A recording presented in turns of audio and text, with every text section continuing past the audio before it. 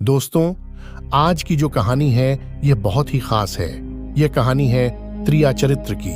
जो भी बंदा, जो भी मनुष्य इस कहानी को पूरा सुनेगा वह कभी भी अपने जीवन में धोखा नहीं खाएगा। इस कहानी को सुनने के बाद आप अपने जीवन में कई तरह के बदलाव ला सकते हैं। इस संसार में कुछ ऐसी औरतें भी हैं जो सुंदर और सुशील औरतों को भी बदनाम कर देती हैं। हो सके तो इस कहानी को पूरा सुनिएगा। अगर आप इस कहानी को पूरा सुनेंगे तो ही आपको इस कहानी का असली मतलब समझ में आएगा। तो चलिए कहानी को शुरू करते हैं। बहुत समय पहले की बात है। किसी राज्य में एक राजा रहा करता था। वह राजा बहुत ही धर्मात्मा राजा था। उसकी राज्य की चर्चाएं बहुत दूर दूर तक फैली हुई थीं। उस राजा का एक पुत्र भी था। उसकी उम्र कुछ ज्यादा नहीं थी, 12 या 13 वर्ष होगी। वह राजकुमार बड़ा ही सुंदर था। राजा उसकी शादी कर देता है। जब राजा ने उसकी शादी की तो राजकुमार उस वक्त मात्र 14 वर्ष का था। तभी उसकी शादी कर दी गई थी और राजा अब बूढ़ा हो चुका था। एक दिन राजा ने सोचा कि अपने राजकुमार को अब राजा बना देते हैं, क्योंकि उस राजकुमार ने कई शादियां की थीं और पहले के राजाओं में यही नियम था कि राजा जितनी चाहे उतनी शादी कर सकता था। वह राजा अपने पुत्र राजकुमार को राजा बना देता है। उसकी शादी हो चुकी थी और एक नहीं बल्कि राजकुमार की 7 शादियां हुई थी। वह राजकुमार जो कि राजा बना था अपनी पढ़ाई लिखाई भी कर रहा था। वह रोज गुरुकुल पढ़ने के लिए जाया करता था और एक दिन की बात है, जब वह राजकुमार पढ़ने के लिए विद्यालय जा रहा था तो रास्ते में उसे एक पनिहारिन मिली। वह पनिहारिन भी बहुत सुंदर थी। उस पनिहारिन ने राजकुमार से पूछा कि हे राजा, आप रोज कहाँ जाते हैं? राजकुमार कहता है कि मैं रोज पढ़ने के लिए, विद्या ग्रहण करने के लिए अपने गुरु के पास जाता हूँ। तो वह कहती है, ये तो अच्छी बात है, लेकिन यह बताइए, क्या आपने त्रिया चरित्र पढ़ा है?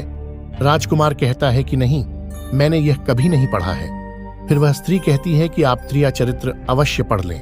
राजकुमार कहता है कि यह त्रिया चरित्र क्या होता है। पनिहारिन ने कहा कि आप यह बात अपने गुरु से जाकर पूछना और उनसे कहना कि वे त्रिया चरित्र को अवश्य ही पढ़ाएं। राजकुमार कहता है कि मैं आज ही जाऊंगा और अपने गुरु से जाकर पूछ लूंगा कि आपने मुझे त्रिया चरित्र क्यों नहीं पढ़ाया। इतनी बात कहने के बाद वह राजकुमार वहां से चल देता है। उस पनिहारिन की बात सुनकर राजकुमार गुस्से में था। उसकी आंखें लाल थीं। वह अपने गुरु के पास जाकर प्रणाम करता है। गुरुजी ने पूछा कि बेटा क्या हुआ? आज तुम क्रोध में दिखाई दे रहे हो और तुम्हारी आंखें लाल क्यों हैं? क्या बात है, मुझे बताओ। राजकुमार ने क्रोध में जवाब दिया कि गुरुदेव, आपने मुझे त्रिया चरित्र क्यों नहीं पढ़ाया? यह बात आपने क्यों छुपाई? त्रिया चरित्र के बारे में मुझे बताया क्यों नहीं? गुरु कहते हैं बेटा, तुम त्रिया चरित्र नहीं पढ़ पाओगे, क्योंकि त्रिया चरित्र पढ़ना खतरे से खाली नहीं होता है और जब तुम त्रिया चरित्र पढ़ोगे तो उसमें तुम्हारी जान भी जा सकती है। राजकुमार कहता है कि गुरुदेव, आप इसकी चिंता ना करें, अपनी रक्षा हम स्वयं कर लेंगे। आप केवल मुझे त्रिया चरित्र पढ़ाइए। गुरुदेव कहते हैं कि ठीक है, अब तुमने हट कर ली है तो अब हम तुम्हें त्रिया चरित्र पढ़ाते हैं। त्रिया चरित्र पढ़ते पढ़ते राजकुमार को 1 साल हो गए और जब 1 वर्ष हो गया तो गुरु ने कहा कि बेटा, अब तुम्हारी पढ़ाई पूरी हो चुकी है। अब तुम घर जा सकते हो और आराम से अपने राज्य को चला सकते हो।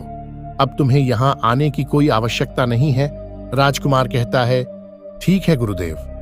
राजकुमार जैसे ही जाने को तैयार होता है, गुरुदेव उसे रोक लेते हैं और कहते हैं, बेटा, मैं तुम्हें एक ऐसा यंत्र देता हूं जिसको तुम जब भी अपने कानों में लगाओगे तो कोई भी तुम्हें पहचान नहीं पाएगा और तुम उसे पहचान लोगे।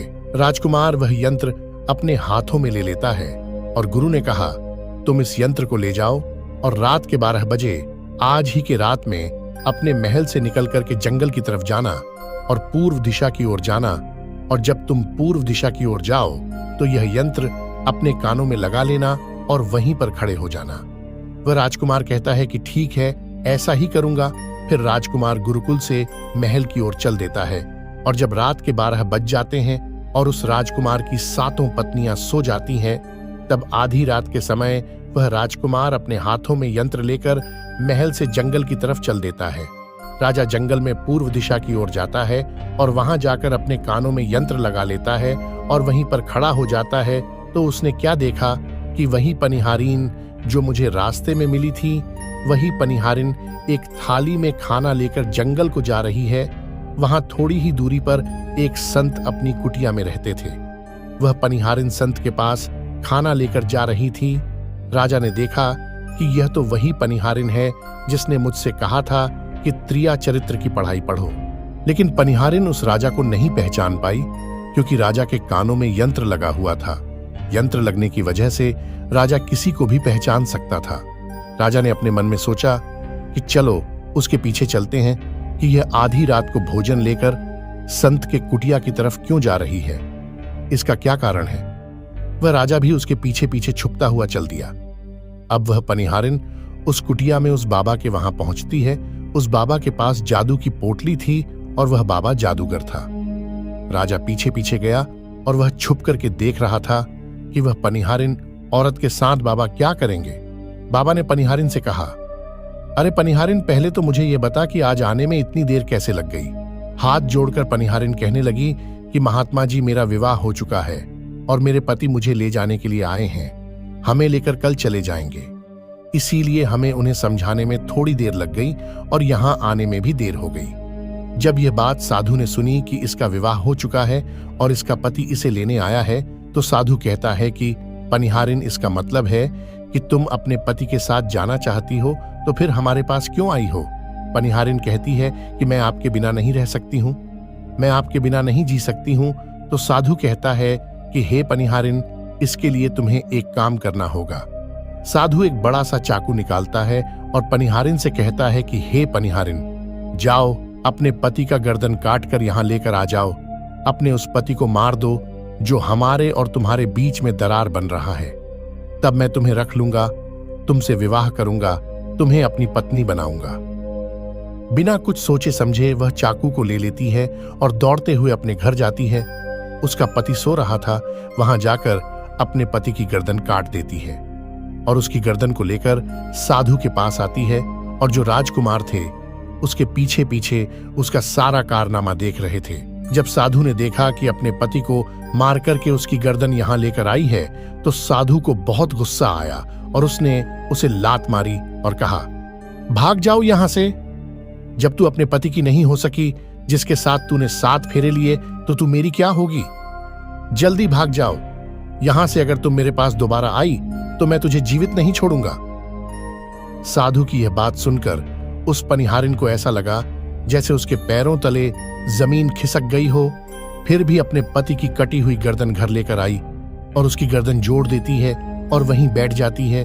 और इधर जैसे ही सवेरा हुआ, अपने पति के पास बैठकर रोने लगती है और चिल्लाने लगती है। कहती है, देखो देखो, किसी ने मेरे पति की हत्या कर दी।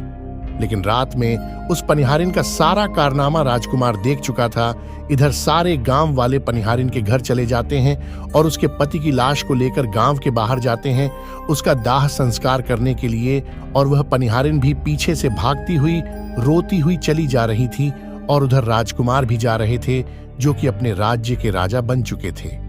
पनिहारिन भागती हुई चिल्लाती हुई पहुंची और कहने लगी, मैं सती बनूंगी, क्योंकि अगर जब मेरे पति ही नहीं रहे तो ऐसे जीवन का क्या फायदा, मैं इन्हीं के साथ सती हो जाऊंगी।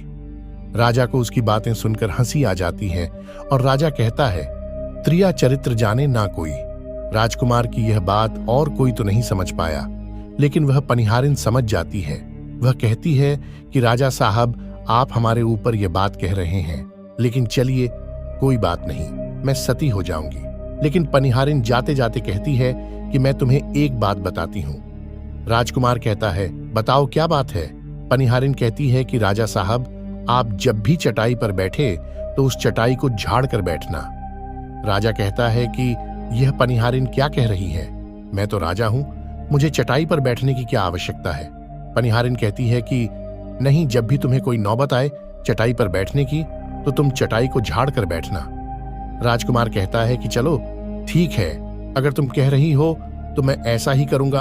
और कहने के बाद वह अपने पति के साथ सती हो जाती है और राजकुमार उनका अंतिम संस्कार करवाकर अपने घर को आ जाते हैं। इसी तरीके से पूरा दिन व्यतीत हुआ और उधर जब दूसरी रात आई तो राजा ने अपने गुरु के कहने के अनुसार वही यंत्र कान में लगाया और पूर्व दिशा की ओर उसी स्थान पर जाकर खड़ा हो गया जहां पर पिछली रात खड़ा हुआ था। दूसरी रात को राजकुमार ने क्या देखा? उसकी 7 पत्नियां भोजन की थाली अपने अपने हाथों में लेकर उसी साधु की कुटिया की तरफ जा रही है। जैसे ही राजा ने अपनी 7 पत्नियों को उस साधु की कुटिया की तरफ जाते हुए देखा, राजकुमार के पैरों तले जमीन खिसक गई। वह अपने मन में सोचने लगा कि यह क्या चक्कर है। तभी उनमें से एक रानी राजकुमार को देख लेती है, लेकिन रानियां अपने पति राजकुमार को नहीं पहचान पाई, क्योंकि राजकुमार अपने कानों में यंत्र लगाए हुए थे। वह यंत्र लगाने की वजह से राजा को कोई पहचान नहीं पाता था। उनमें से एक रानी कहती है कि ऐ लड़के, इतनी रात को यहाँ क्यों खड़ा है? हमारी थाली लेकर के उस कुटिया तक पहुंचा। बिना कुछ सोचे समझे राजकुमार ने वह थाली अपने हाथों में ले ली और अपनी रानियों के साथ कुटिया तक जाने लगा। 7 रानियां और राजकुमार उस साधु की कुटिया में पहुंचते हैं।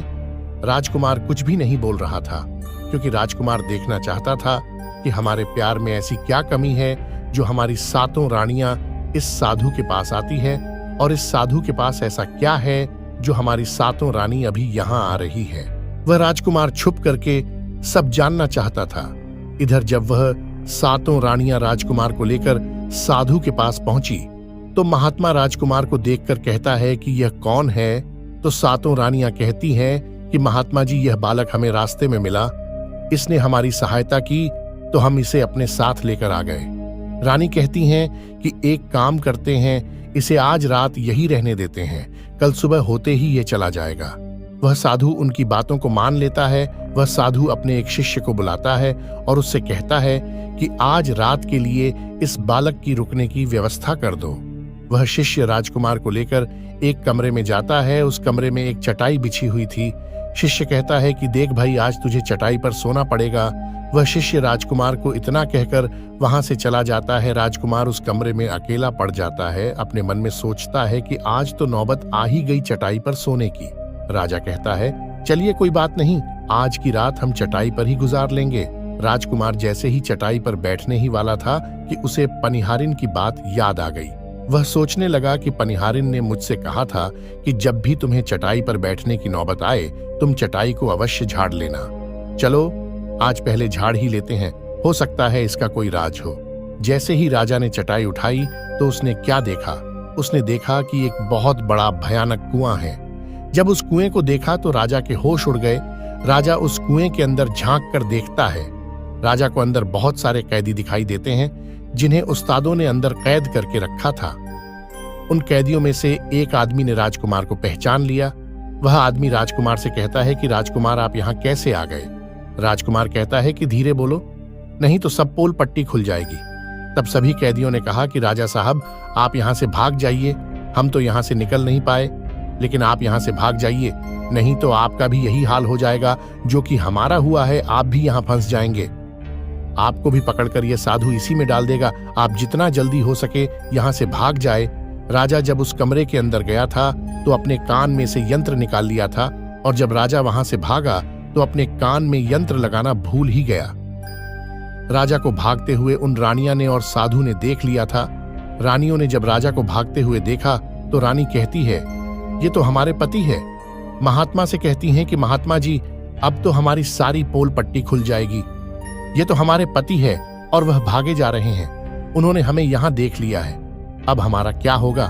और साधु कहता है कि तुम यहाँ क्या देख रही हो, जल्दी जाओ और अपने पति को पकड़ कर लाओ।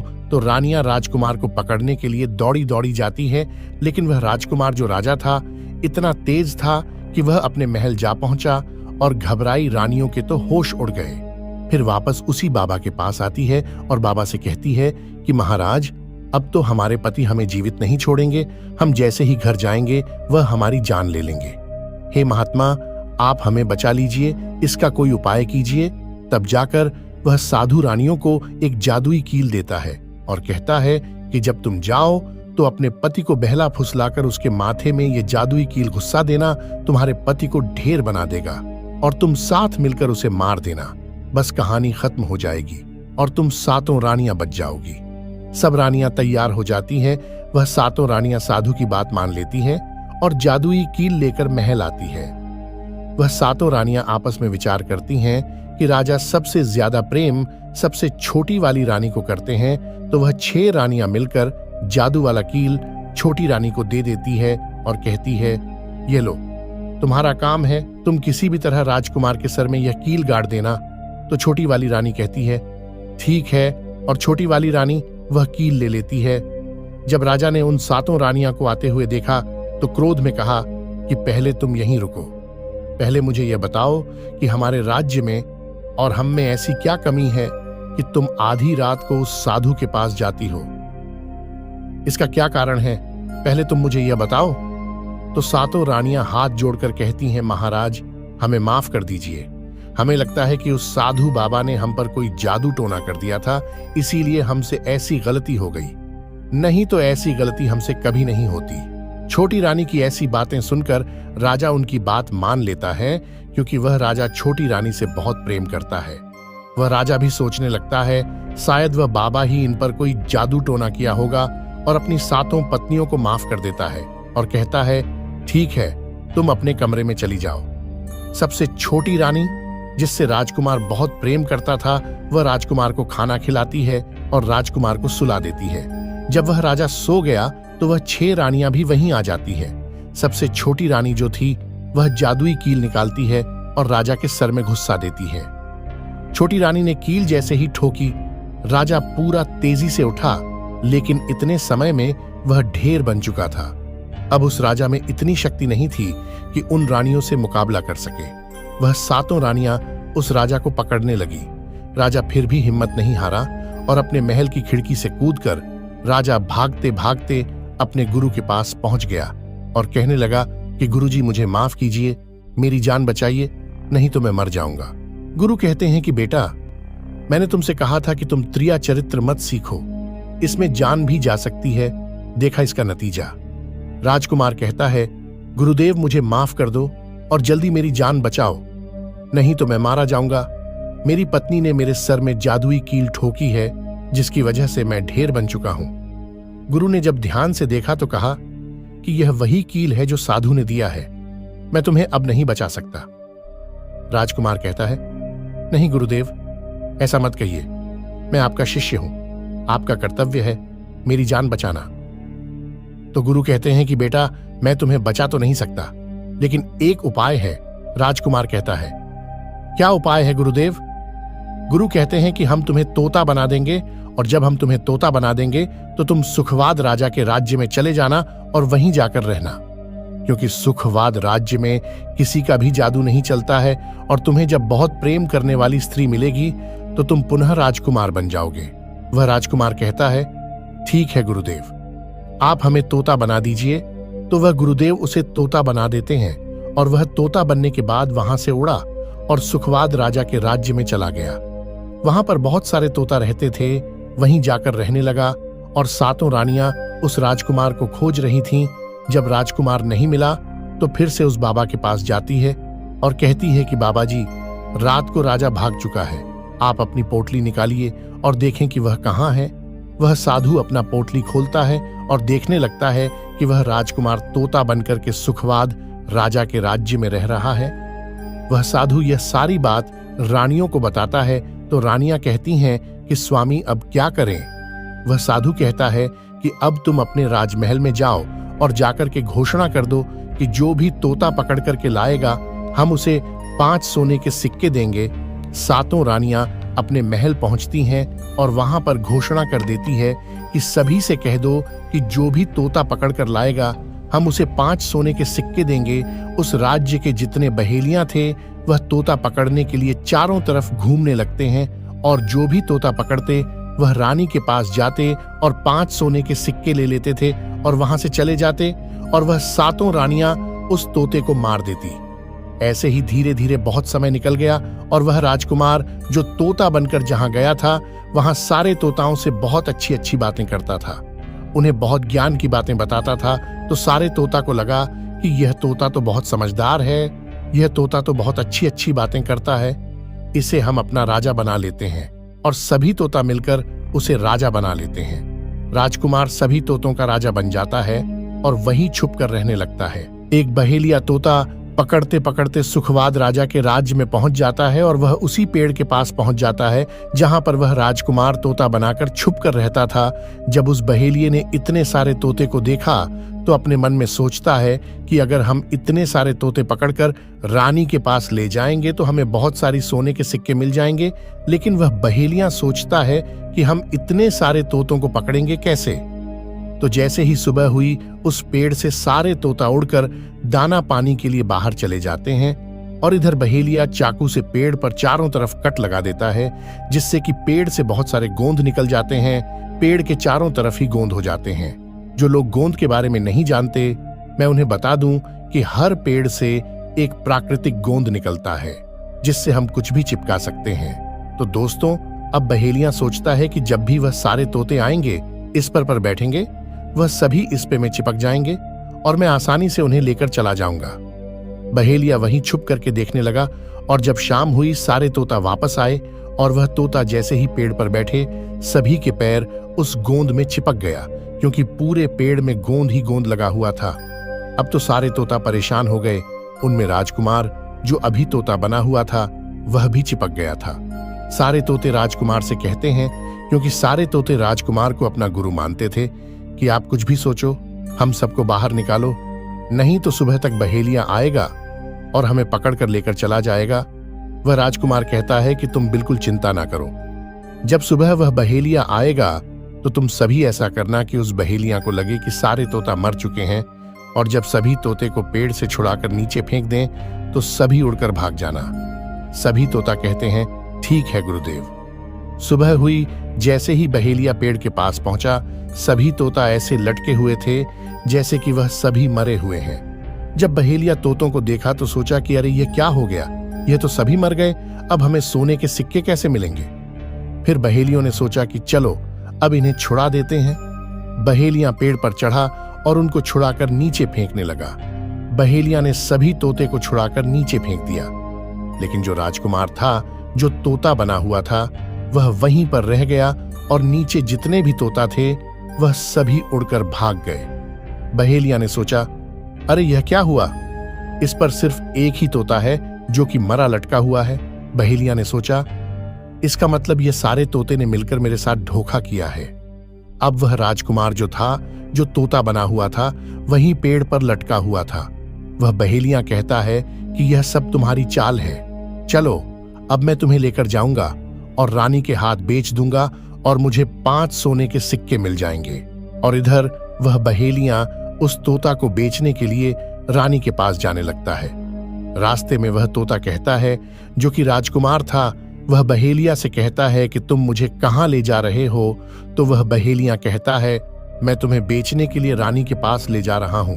अगर मैं तुम्हें वहां बेच दूंगा तो मुझे 5 सोने के सिक्के मिलेंगे। वह राजकुमार कहता है कि मैं अगर तुम्हें 50,000 सोने के सिक्के दिलाऊं तो क्या तुम मुझे नहीं बेचोगे। बहेलिया कहता है, तू मुझे 50,000 सोने के सिक्के कैसे दिलाएगा। तोता कहता है कि राजा सुखवाद के यहाँ एक बहुत बड़ा मेला लगता है, तुम मुझे वही बेचो, मूल्य मैं स्वयं बताऊंगा। बहेलिया उस तोते की बात मान लेता है और रानी के पास बेचने की जगह राजा के राज्य के मेले में तोता को बेचने चला जाता है। और राजा के राज्य में यह नियम था कि अगर किसी व्यक्ति का सामान शाम तक नहीं बिके तो वह राजा स्वयं आकर उसे खरीद लेता था। बहेलिया उस तोते को लेकर बाजार में पहुंचा हुआ था। जब कोई व्यक्ति उस तोते को खरीदने आता तो वह पूछता कि यह कितने का है। तो वह बहेलिया कहता है कि तोता अपना दाम स्वयं बताएगा। तो वह तोता अपना दाम इतना बता देता कि कोई भी व्यक्ति उसे खरीद ही नहीं पाता। ऐसे ही करते करते शाम हो गई और अब सभी अपने अपने दुकान लेकर चले गए। सभी का दुकान उजड़ गया था, बस एक बहेलिया और एक तोता ही रह गए थे। इधर राजा ने अपने सिपाहियों को आदेश दिया कि जो जाओ देख कर आओ, किसी का सामान तो नहीं रह गया है।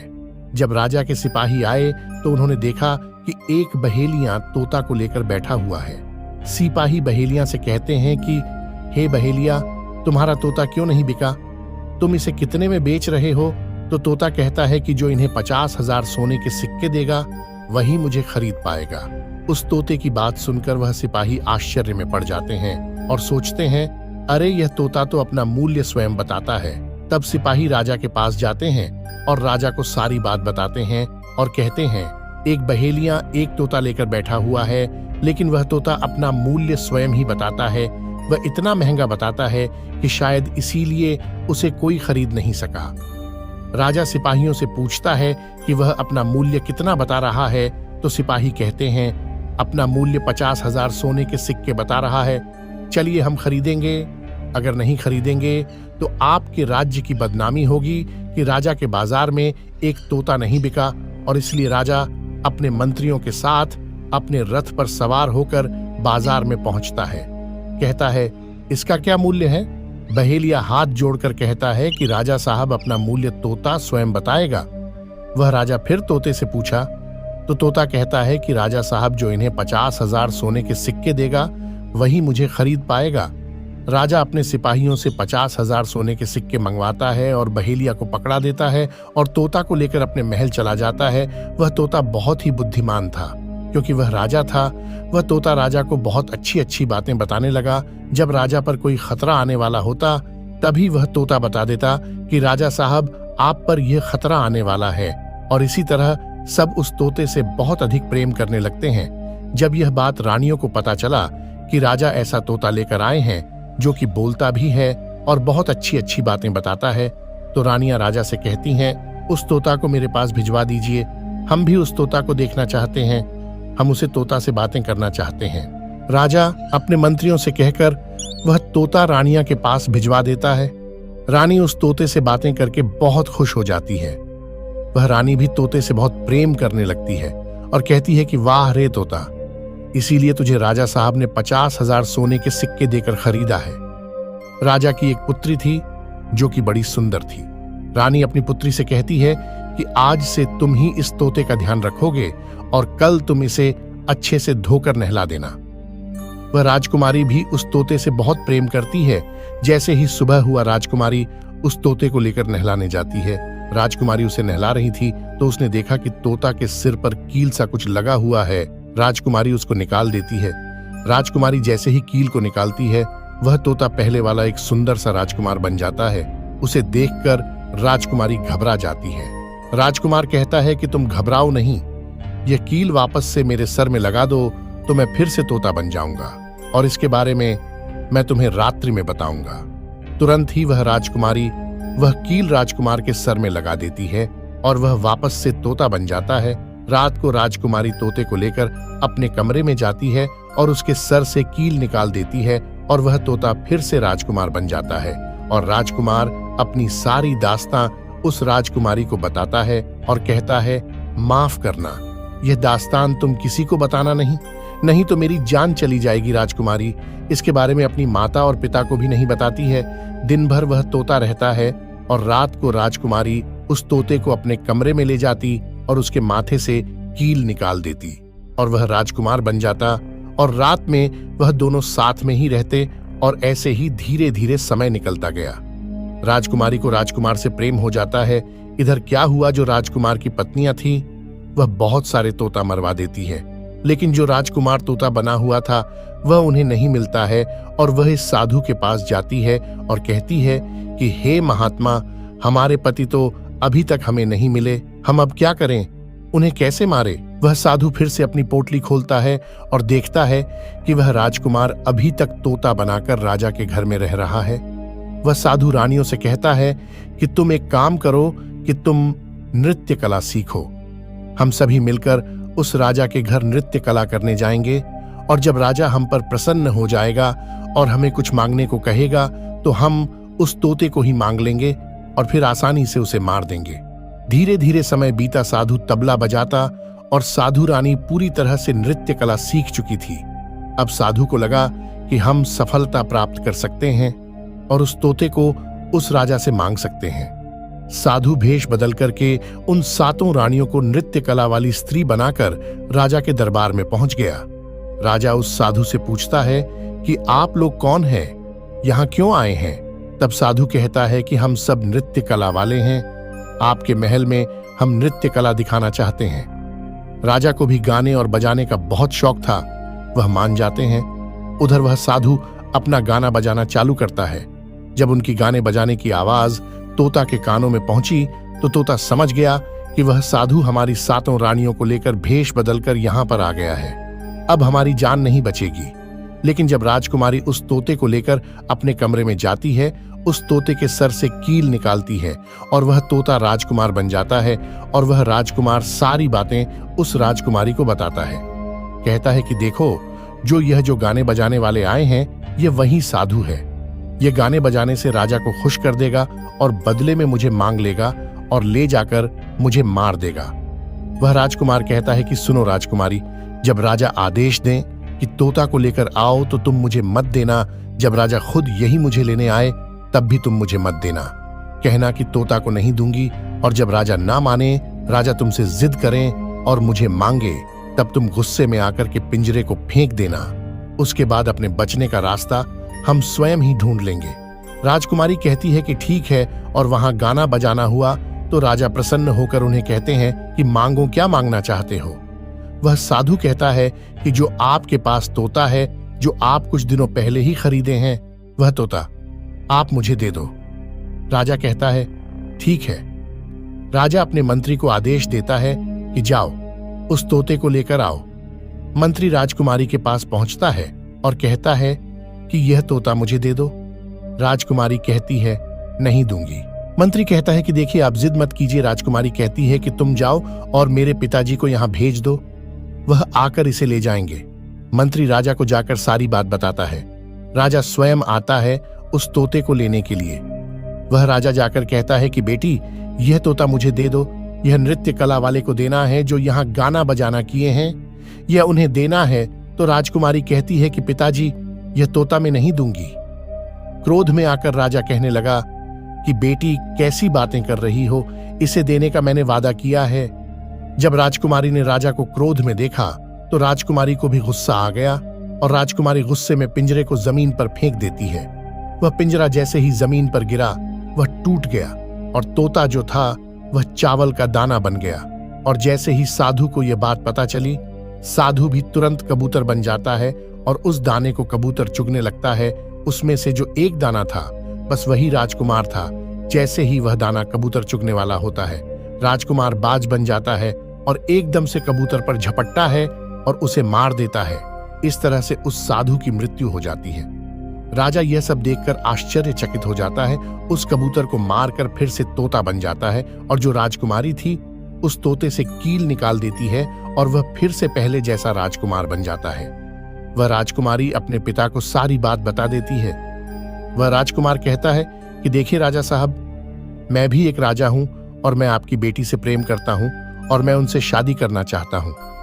वह राजा अपनी पुत्री से पूछता है कि बेटी, क्या तुम इससे शादी करना चाहती हो। तो राजकुमारी कहती है कि पिताजी, मैं इसे प्रेम करती हूं। और फिर राजकुमार उस राजा की पुत्री से विवाह करके अपने महल जाता है और जो उनकी 7 पत्नियां थीं उनको पकड़कर बंदी गृह में बंद करवा देता है और राजकुमार खुशी खुशी उस राजकुमारी के साथ रहने लगता है। दोस्तों, जब कोई स्त्री कभी कभी किसी परिस्थिति में चतुराई या चालाकी दिखाती है या दूसरों को बेवकूफ मानते हुए कोई अभिनय ढोंग या पाखंड करती है, तो इसे ही त्रिया चरित्र कहते हैं, जिसे पढ़ने के बाद राजा को अपनी जान बचाने के लिए क्या क्या नहीं करना पड़ा, क्योंकि राजा को स्त्री के त्रिया चरित्र की पूरी जानकारी हो चुकी थी कि कैसे जब एक स्त्री को अपना स्वार्थ दिखने लगता है तो वह अपने लोगों को भी बेवकूफ बनाकर अपना स्वार्थ को पूरा करती है और उसके साथ रहने वाले लोगों को इसके बारे में भनक तक नहीं लगता कि यह स्त्री त्रिया चरित्र की खेल कर रही है। दोस्तों, आज के टाइम में हर दूसरा त्रिया चरित्र कर रहा है जिसके अंदर थोड़ा सा भी स्वार्थ है। इसीलिए दोस्तों, जो आपके दिल के करीब है उसके बारे में आप पूरी जानकारी रखिए कि उसके अंदर खुद को लेकर कोई स्वार्थ तो नहीं छुपा है, और अगर ऐसा है तो आप उनसे थोड़ा दूर ही रहिए, क्योंकि ऐसे में आपको जिंदगी के हर एक कदम पर धोखा ही मिलेगा, क्योंकि एक स्वार्थी स्त्री अपनी स्वार्थ के लिए जिंदगी में कुछ भी कर सकती है। तो दोस्तों, आपको यह वीडियो कैसी लगी कमेंट करके जरूर बताएं। वीडियो पसंद आई हो तो लाइक करें, चैनल को सब्सक्राइब करें, अपने ऐसे दोस्तों के साथ शेयर जरूर करें।